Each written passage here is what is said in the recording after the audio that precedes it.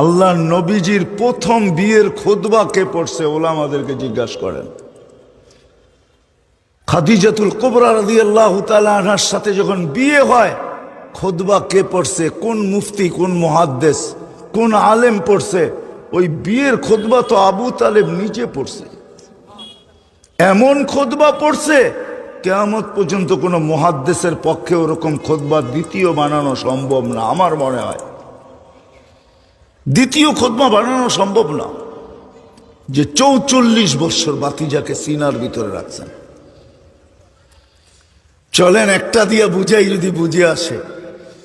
আনাস ইবনে মালিক রাদিয়াল্লাহু তাআলা আনহুর বাসায় মেহমান আসছেন, তো দস্তরখান বিছাইছেন, দস্তরখানে ময়লা ছিল, তো উনি উঠায়া, সামনে চুলা জ্বলতেছিল, মেহমানের জন্য পাকশাক হইতেছিল, উনি দস্তরখান উঠায়া চুলার ভিতরে নিক্ষেপ